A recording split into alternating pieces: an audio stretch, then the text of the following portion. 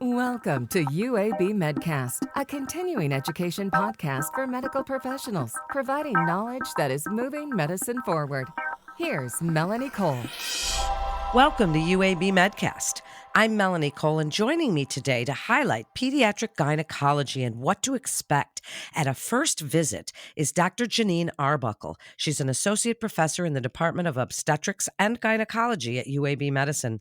Dr. Arbuckle, thank you for joining us today. I'd like you to explain a little bit as we get into this topic about the field of pediatric and adolescent gynecology. What types of services do you offer? Tell us a little bit about this field. Thanks so much for having me, Melanie. So pediatric and adolescent gynecology really spans the gap of the care that a patient might need between a general pediatrician and focuses more on the gynecologic needs of that child. As pediatric and adolescent gynecologists, we see children from birth all the way up through puberty and into early adulthood. So then tell us a little bit about when an exam is indicated in a young child or adolescent. When is the first visit indicated?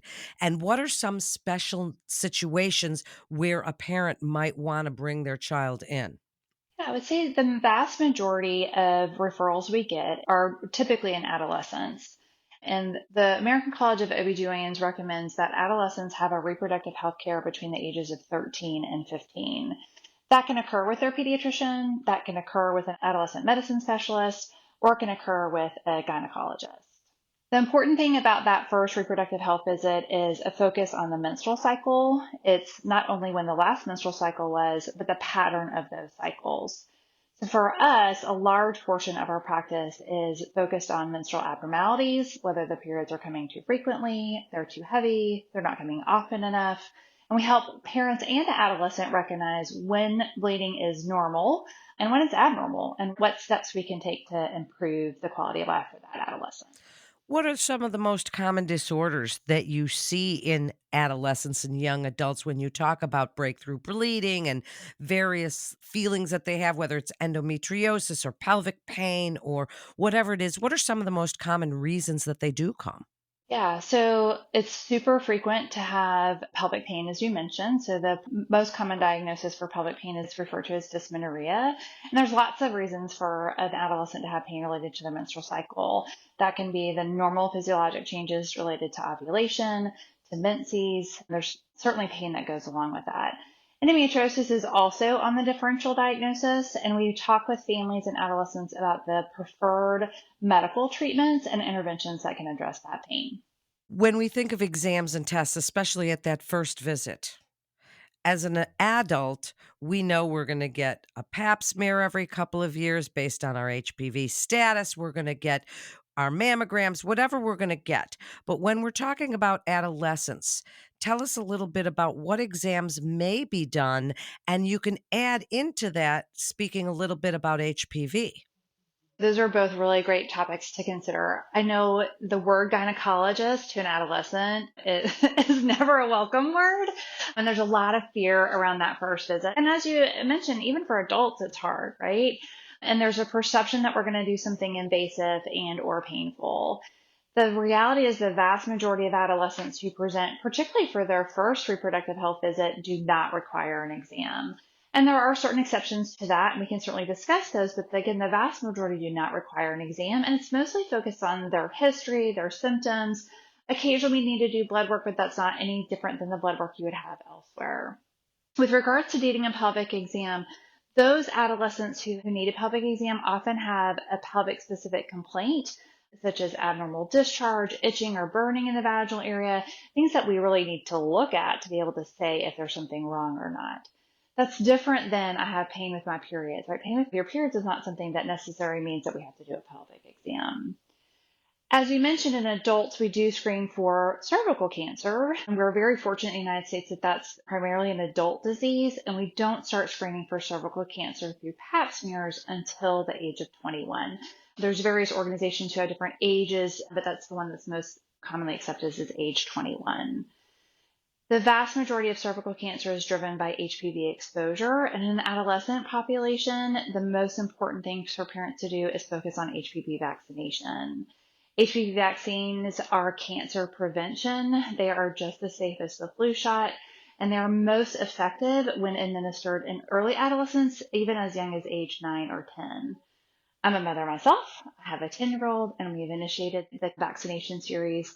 But the benefit is that if you initiate before the age of 15, you only need 2 doses of the vaccine rather than 3.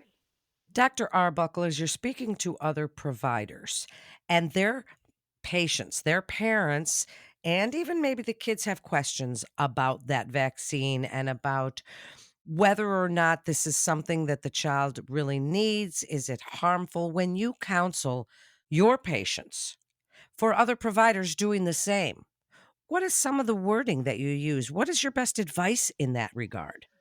So I really want to stress that it is cancer prevention. And the reality is that HPV is everywhere. HPV, though it is sexually transmitted, it lives on surfaces. It's spread through open mouth kissing. It's spread through hand contact. So it's not necessarily something that requires somebody to be sexually active to be exposed. In the United States, the fastest growing HPV related cancer is actually a head and neck cancer. So we're not just talking about cervical cancer anymore either.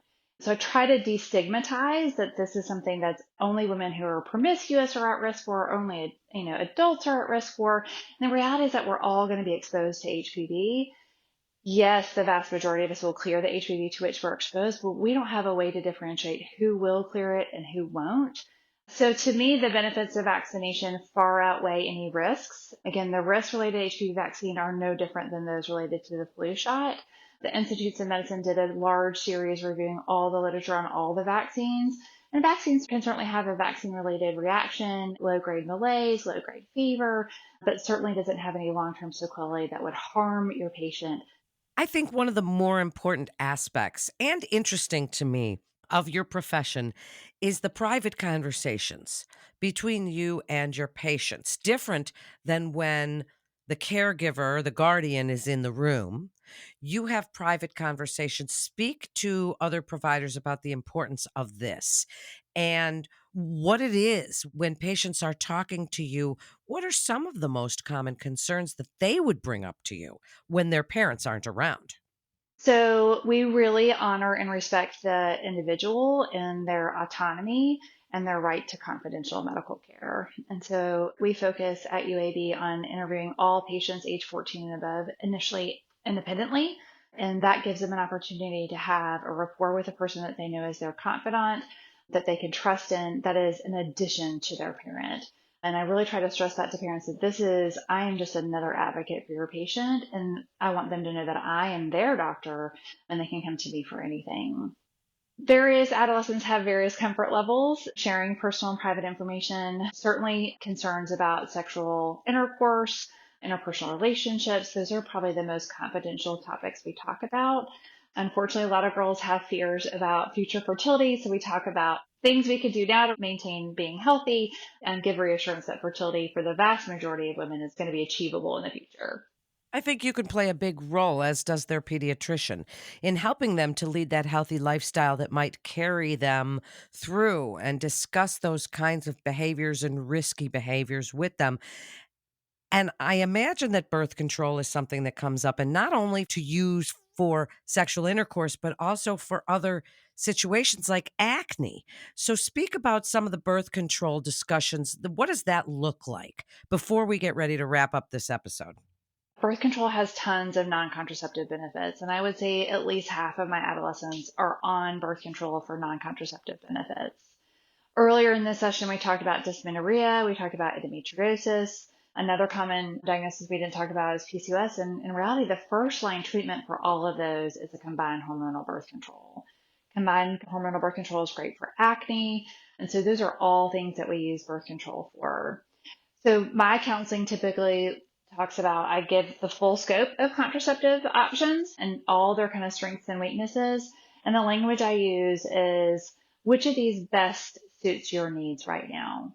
And the reality is for a lot of women and adolescents is that they're going to have a contraceptive journey. What they choose for now may not be what they choose in 5 years or 10 years. And they have the luxury of making those changes over time. Great information, Dr. Arbuckle. You're such a great educator. And I also love your passion for your field, and I can hear it, and I imagine the teens that come to you are really drawn to you as a physician, and sometimes your gynecologist can be somebody that you follow through life, that they become your doctor for the lifespan of your reproductive years. I'd like you to offer your best information for other providers about pediatric gynecology at UAB Medicine, what you would like the key takeaways to be. So I find for me, one of the most rewarding parts of my practice is the care of the adolescent. And it is something that the vast majority of general OBGYN practitioners can practice themselves in their own clinics. It's super valuable to create an adolescent friendly environment, again, to prioritize adolescent confidentiality.